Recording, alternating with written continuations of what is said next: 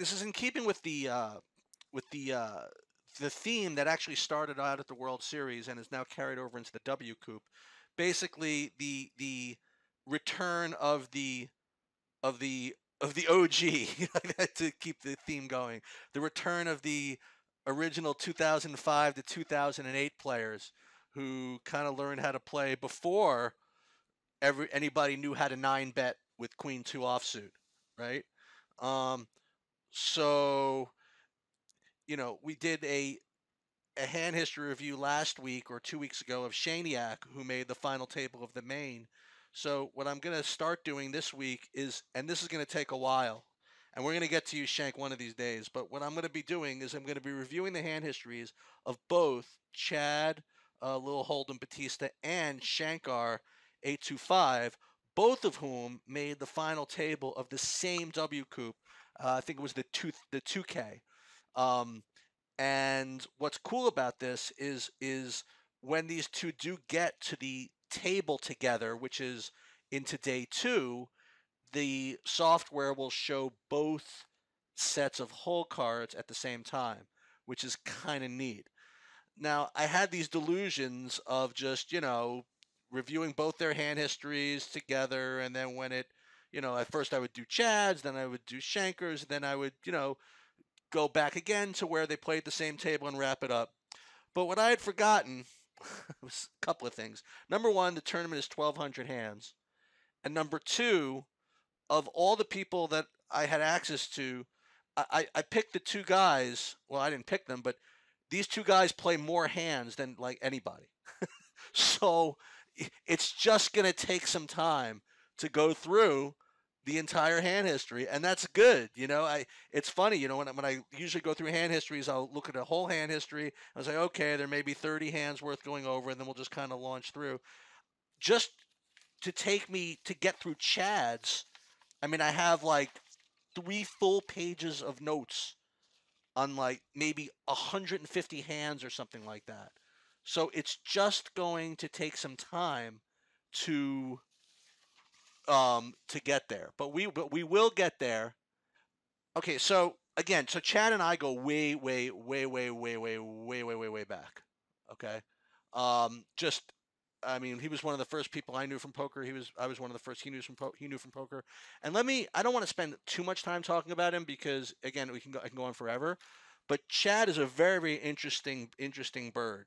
For those of you that have met him, I mean, he comes off like, he doesn't know anything and he's just on tilt and he just does whatever. But this kid knows his stuff. And, I used to make the joke, when I was ever talked to him online or whatever, that he probably in reality has a PhD from Oxford with like multiple degrees in Shakespeare and, he also probably has an economics degree or something like that, but he just kind of comes off as, being all Chad. I guess that's the best way I can describe it. Um, so, you know, to dismiss someone like him is a real big mistake. And I'll give you one example. He made whatchamacallit. He won a WSOP circuit event. Here's my example. When he had just won a WSOP circuit event, and he beat somebody at the final table, and they were interviewing him, and they were talking about the final table bubble or something like that. He was talking about how, well, there was one time where we were on the final table bubble, and it was such a situation where I'd actually be able to fold like 2 queens in that spot or whatever it is.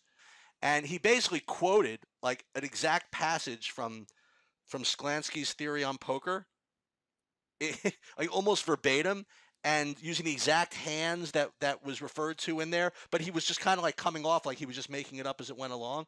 I mean, believe me, this guy knows his stuff, and he spent a long time when he was learning. He was watching some of the better players play, and this guy's all business, okay?